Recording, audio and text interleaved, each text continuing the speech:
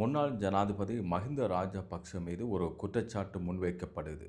அந்த குற்றச்சாட்டை முன்வைக்கிறார் யார் அப்படின்னு சொன்னால், ஸ்ரீலங்கா ஏர்லைன்ஸ் நிறுவனத்தினுடைய முன்னாள் நிறைவேற்று பணிப்பாளர் கபில சந்திரசேன.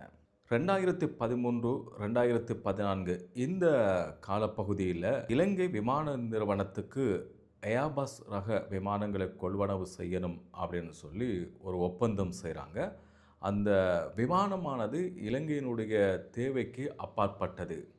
இலங்கைக்கு அந்த நேரத்தில் அத்தியாவசியமாக தேவையில்லாத ஒரு விடயம்.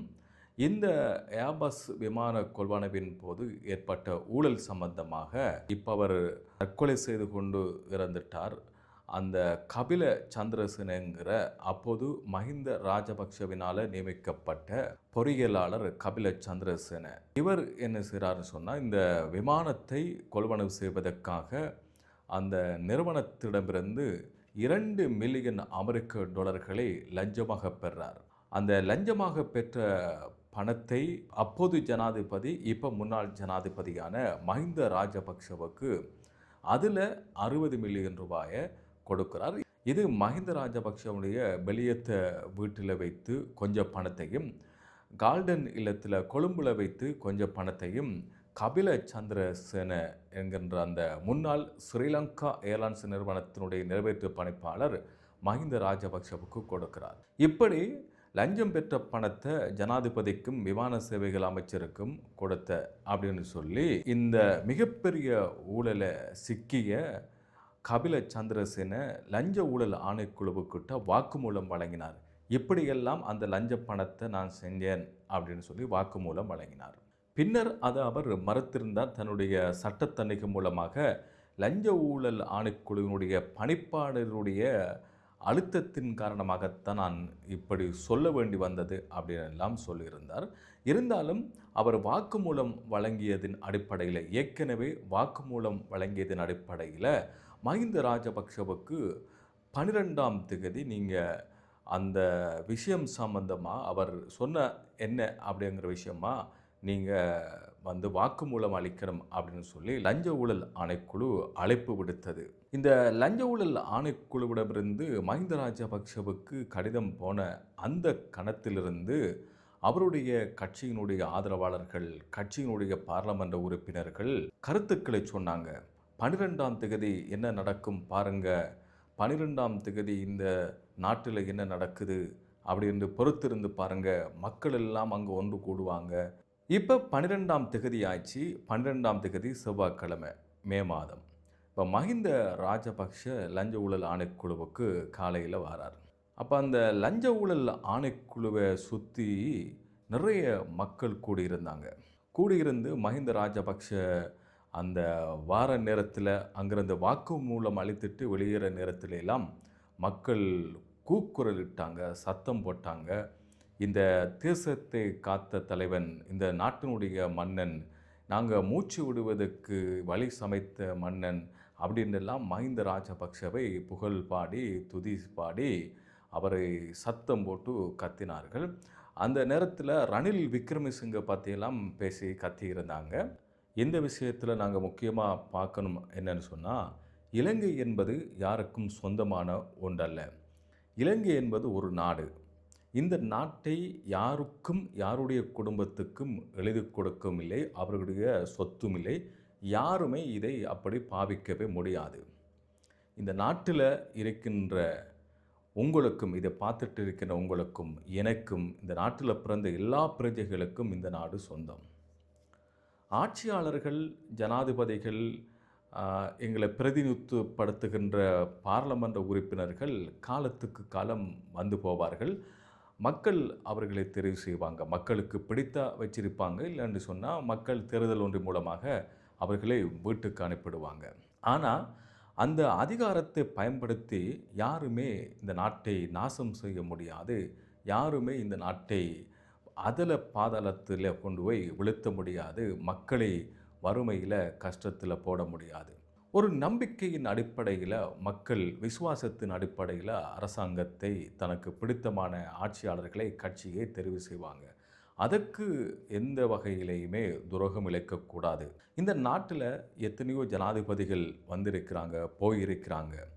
ஆனா, மஹிந்த ராஜபக்ஷவனுடைய இந்த ஆட்சி காலம் என்பது இலங்கையில பேசப்படுற ஒரு முக்கியமான ஒரு ஆட்சி காலம்.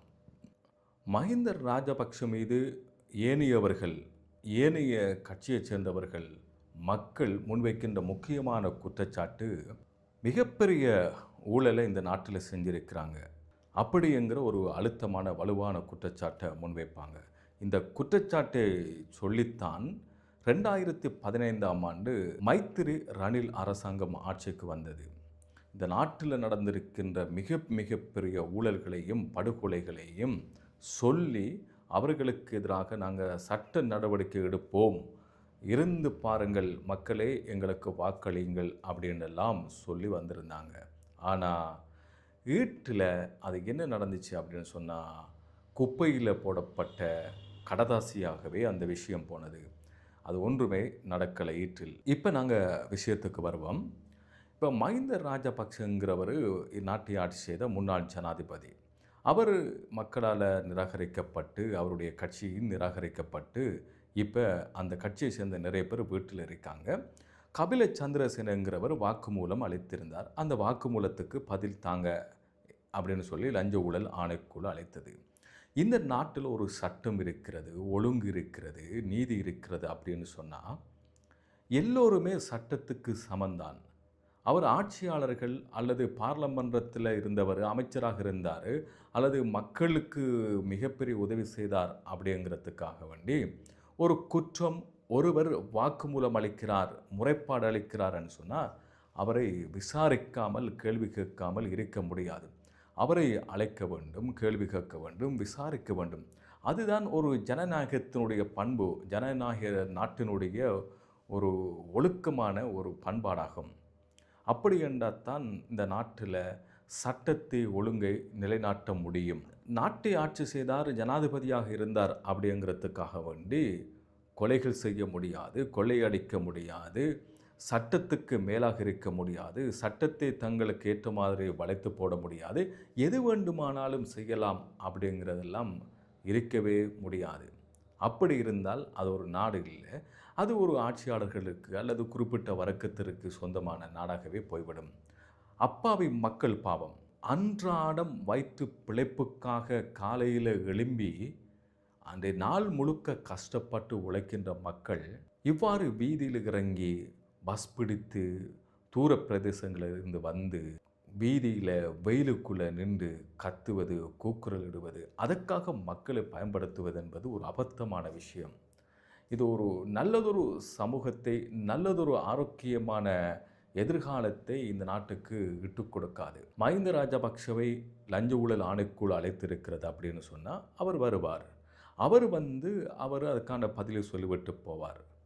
ஆனால் இந்த நாட்டினுடைய ஜனாதிபதியாக இருந்தார், யுத்தத்தை நிறைவு செய்தார் அப்படின்றெல்லாம் சொல்லி மக்களை வீதிக்கு இறங்க வைத்து பஸ் பிடித்து அழைத்து வந்து அனுராதபுரத்திலிருந்தும், தம்புளையிலிருந்தும், இன்னொரு இடங்களிலிருந்தும் மக்களை அழைத்து வந்து, பாவம் மக்கள் அன்றைய நாள் முழுக்க அவர்களது குடும்பம் எல்லாமே அன்றைய நாள் முழுக்க தன்னுடைய உழைப்பை அப்படி துவம்சம் செய்துவிட்டு வந்திருக்கிறாங்க. உண்மையான அரசியல்வாதி, மக்களை நேசிக்கின்ற அரசியல்வாதி என்ன சொல்லியிருக்கணும்? என் மீது ஒரு குற்றச்சாட்டு முன்வைக்கப்பட்டிருக்கிறது, இந்த நாட்டில் ஒரு அலுவலகம் இருக்கிறது, லஞ்ச ஊழல் ஆணைக்குழு இருக்கிறது, இது சம்மந்தமாக விசாரிக்கிறதுக்கு என்னை அழைத்திருக்கிறாங்க. நான் போய் என்னென்று பார்த்துட்டு அதுக்கான விளக்கத்தை அல்லது அவங்க என்ன கேட்குறாங்களோ அதுக்கான ஆன்சரை நான் சொல்லிட்டு வாரேன் அப்படின்னு சொல்லுவது தான் ஒரு சிறந்த பண்பாடான வளர்ச்சி அடைந்த சமூகம் உள்ள நாடாக மாறும். அது இல்லாமல் லஞ்ச ஊழல் ஆணைக்குழுவுக்கு முன்னால் மக்களை கூடுங்கள் அப்படின்னு சொல்லி அவருடைய பிரதிநிதிகள், முன்னாள் பாராளுமன்ற உறுப்பினர்கள் அப்படின்னு சொல்லி கூடி மக்களை அழைத்து இப்படி ஒரு அலுவலகத்துக்கு முன்னால் சத்தம் போடுவது அல்லது தங்களுக்கு மிகப்பெரிய பலம் இருக்கு, நாங்கள் மீண்டெழுவோம், எங்களுக்கு பின்னால் மக்கள் இருக்காங்க அப்படின்னெல்லாம் காட்ட முனைவது என்பது எதிர்காலத்தில் இப்படியே எல்லா அரசியல்வாதிகளும் எல்லா முன்னாள் ஜனாதிபதிகளும் செய்ய போனால் இந்த நாட்டுடைய நிலை என்னவாகும் என்று யோசித்து பாருங்கள். சட்டத்துக்கு யாருமே பயப்பட மாட்டாங்க. நம்ம ஒரு ஆட்சியில் இருக்கும்போது, ஜனாதிபதியாக இருக்கும்போது, அல்லது அமைச்சராக இருக்கும்போது, நம்ம ஒரு ஊழல் செஞ்சாலும் சரி, ஒரு தப்பு, தவறு, குற்றம் செஞ்சாலும் சரி, மக்கள் வந்து வீதிக்கு இறங்கினா எல்லாமே முடிஞ்சிடும். மக்களை இறக்கிடலாம், பணத்தை கொடுத்து இறக்கிடலாம், அல்லது ஏதாவது கொள்கையை உணர்வுபூர்வமாக ஏதாவது ஒரு விஷயத்தை சொல்லி வீதியில இறக்கிடலாம் அப்படின்னு நினைச்சா எல்லாருமே இந்த நாட்டின்ல ஒருபோதுமே சட்டம் ஒழுங்கை நிலைநாட்டுவது முடியாத ஒரு காரியமாக போய்விடும். அதே நேரத்தில் இன்னொரு விஷயம் சொல்லணும். கோட்டாபய ராஜபக்ஷ, மஹிந்த ராஜபக்ஷ அப்படிங்கிற சகோதரர் கோட்டாபய ராஜபக்ஷவும் அங்கு வந்திருந்தார். கோட்டாபய ராஜபக்ஷ என்கின்ற நபர் இந்த நாட்டை வறுமையான நிலைக்கு கொண்டு சென்ற கொள்கையுடைய, பொருளாதார கொள்கையுடைய, இந்த நாட்டில் மக்கள் வீதிக்கு இறங்கி போராடி எரிபொருள் இல்லாமல், கேஸ் இல்லாமல், மருந்து இல்லாமல் மிக கஷ்டப்பட்டு ஒரு வாழ்க்கையை வாழ்ந்து மிகப்பெரிய போராட்டம் செய்தது இந்த மஹிந்த ராஜபக்ஷனுடைய சகோதரர் கோட்டாபய ராஜபக்ஷனுடைய ஆட்சி காலத்தில் தான். இறுதியில் மக்களுடைய போராட்டம் வெடித்து கோட்டாபய ராஜபக்ஷ நாட்டை விட்டு தப்பி ஓடியிருந்தார். அப்படிப்பட்ட ஒரு ஆட்சியாளர் தான் கோட்டாபய ராஜபக்ஷ. முஸ்லிம்களுடைய உடல்களை எரிப்பதற்கு உத்தரவிட்டிருந்தார். இறந்து போன உடல்களை கொரோனா காலத்தில் எரிப்பதற்கு உத்தரவிட்டிருந்தார். அதுக்கான போராட்டங்கள் மக்கள் இந்த நாடு மிகப்பெரிய துன்பம் அனுபவித்தது கோட்டாபய ராஜபக்சவுடைய காலத்தில் தான். அவரும் அந்த இடத்துக்கு வந்திருந்தார். இப்போ இலங்கையினுடைய ஜனாதிபதியாக இருக்கின்ற அனுரகுமார திசாநாயக்க, இவர் தேர்தல் காலங்களிலெல்லாம் சொல்லியிருந்தார், சட்டம் எல்லோருக்கும் சமமானது, நீதி நிலைநாட்டப்படும், உங்கள் மீது சட்டம் பாய்கின்ற போது நீங்கள் உளரக்கூடாது, கத்தக்கூடாது அப்படின்னு எல்லாம் சொல்லியிருந்தார். அதுக்கு அவங்க சொல்லியிருந்தாங்க, நாங்கள் பார்ப்போம், நாங்கள் கத்தவும் மாட்டோம், உளரவும் மாட்டோம், நாங்கள் யார் அழைச்சாலும் வந்து நாங்கள் அதுக்கு பதிலளிப்பதற்கு தயாராக இருக்கிறோம் அப்படின்லாம் சொன்னவங்க தான் இப்போ தங்களை அழைச்சா மக்களை கூட்டி வீதிக்கிறங்கிறாங்க. இது என்ன? எது எப்படியானாலும் அனுரகுமார திசாநாயக்க இந்த விஷயத்தில் அழுத்தமாக இருக்கிறார். இங்கே விசாரணையில் நடந்துட்டு இருக்கிற நேரத்தில் ஒரு பகுதியில் நடந்த கூட்டத்தில் அனுரகுமார திசாநாயக்க ஜனாதிபதி உரையாற்றும் போது சொல்லியிருந்தார், எல்லோருக்கும் சட்டம் சமமானது, நீங்கள் யாருமே கடமையை செய்ய அச்சப்பட வேண்டாம், நீங்கள் மோசடி செய்வதற்குத்தான் அச்சப்பட வேண்டும், சட்டத்துக்கு எல்லோருமே அடிபணிக வேண்டும், சட்டத்தை யாருக்கும் எப்படியும் நினைத்த மாதிரி மாற்றவோ வளைக்கவோ முடியாது, சட்டம் சாதாரண பொதுமகன் மீதும் அதே மாதிரித்தான், எப்படிப்பட்ட அரசியல்வாதி, எப்படிப்பட்ட அதிகாரம் உள்ளவராக இருந்தாலும், எப்படிப்பட்ட ஆட்சியாளராக இருந்தாலும் அவருக்கும் சமமானது தான். இந்த நாட்டில் பிறந்த எல்லோருக்கும் சட்டம், நீதி, நியாயம் எல்லாமே வழங்கப்படும், சமமாகவே பிரயோகிக்கப்படும். நமது நாட்டில் ஒரு கலாச்சாரம் இருந்தது என்னென்று சொன்னால், இந்த சட்டங்கள், நீதிகள், சட்டம் எப்படின்னு சொன்னால், அரசியல்வாதிகள், அதிகாரம் படைத்தவர்கள், இவர்கள் மீது சட்டம் ஒருபோதும் பாயாது, சாதாரண மக்கள் மீது தான் சட்டம் நிலைநாட்டப்படும். இந்த அரசியல்வாதிகள், அதிகாரத்தில் உள்ளவங்கள் எல்லாம் சட்டத்துக்கு மேலானவர்கள் என்று நினைத்து செயற்படக்கூடியவர்கள். அது இனி ஒருபோதும் இருக்காது, அதை மாற்றணும். அப்படி மாற்றினால் மாத்திரம்தான் இந்த நாட்டை கட்டியெழுப்ப முடியும், நாட்டை வளர்ச்சி அடைய செய்ய முடியும், முன்னேற்றம் அடைஞ்ச ஒரு நாடாக மாற்ற முடியும் அப்படின்னு சொல்லியிருந்தார். சட்டத்தின் விசாரணையின் போது யாராவது ஒருவருடைய பேரை யாராவது குறிப்பிட்டால் அவரை அழைத்து விசாரிக்கத்தர வேண்டும். பழிவாங்கல் என்று சொல்வது எந்த வகையிலும் நியாயமற்ற விஷயம். நானாக இருந்தாலும் சரி, சட்டத்துக்கு முன் நான் சமமானவன். எனவே சட்டத்துக்கு யாரும் விலகி போக வேண்டிய, சட்டத்துக்கு மேலானவர்கள் என்று யாருமே நினைக்கக்கூடாது அப்படின்னு சொல்லி ஜனாதிபதி அனுரகுமார திசாநாயக்க அங்கே பேசுகிற போது தெரிவித்திருந்தார். அவர் இன்னும் ஒரு விஷயத்தை சொல்லியிருந்தார், இப்போ சில பேர் மீது சட்டத்தை நிலைநாட்ட முற்படுற போது அரசியல் பழிவாங்கல், குரோத மனநிலையில் வந்து இப்படி செயற்படுறார் அனுரகுமார திசாநாயக்க அப்படி என்று சொல்கிறாங்க. அப்படியெல்லாமே இது யாராக இருந்தாலும், எப்படிப்பட்ட முன்னாள் ஜாம்பவங்களாக இருந்தாலும் சட்டம் எல்லோருக்கும் சமமானது. சட்டத்தை சரியாக செய்ய வேண்டும், சரியாக எல்லோர் மீதும் நிலைநாட்ட வேண்டும் என்பதுதான் எங்களுடைய கடமையும் மக்களாகிய நீங்கள் எங்கள் மீது சுமத்தியிருக்கின்ற பொறுப்புமாகும். சட்டம் நீதியாக சரியாக நிலைநாட்டப்படும். அப்படி எங்காவது நீதி நியாயம் இல்லாமல் சட்டம் நிலைநாட்டப்படும் என்றால் என்னிடம் கூறுங்கள் அப்படின்னு சொல்லி ஜனாதிபதி அனுரகுமார திசாநாயக்க மிக தெளிவான முறையில் அழுத்தமாக நாட்டு மக்களுக்கு சொல்லியிருக்கிறார். உண்மையிலே இந்த ஜனாதிபதியுடைய உரையை பார்க்குற போது இந்த உரை என்பது ஒரு முக்கியமான உரை. ஒரு பக்கம் முன்னாள் ஜனாதிபதி மஹிந்த ராஜபக்ஷ லஞ்ச ஊழல் ஆணைக்குழுவுக்கு அழைக்கப்பட்டிருக்கிறார்.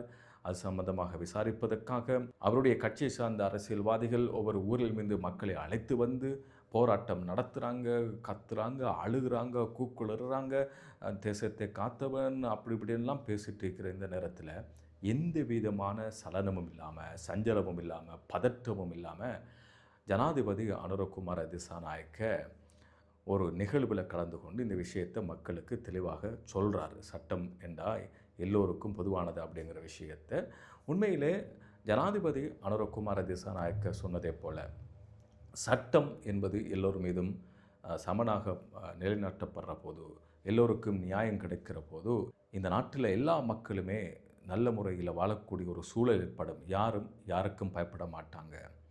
அரசியல்வாதிக்கு அல்லது அதிகாரம் உள்ளவங்களுக்கு, அரசு உத்தியோகத்தர்கள் அல்லது ஒரு நிறுவனத்தில் பணியாற்றுறவங்க, சாதாரண மக்கள் பயப்பட தேவையில்லை. அவங்களோட கடமையை அவங்க ஒழுங்காக செஞ்சுட்டு போவாங்க. எனவே இந்த நாட்டில் மிக முக்கியமானது ஜனாதிபதி அனுரகுமார திசாநாயக்க சொன்னதை போல் சட்டம் எல்லோருக்கும் சமனானது அப்படின்னு சொன்னால் இந்த நாடு இன்னும் கொஞ்ச காலத்தில் மிகப்பெரிய ஒரு வளர்ச்சி அடைந்த சமூகத்தை உருவாக்கக்கூடிய நாடாக மாறும் அப்படிங்கிறதுல எந்த விதமான சந்தேகமும் இல்லை.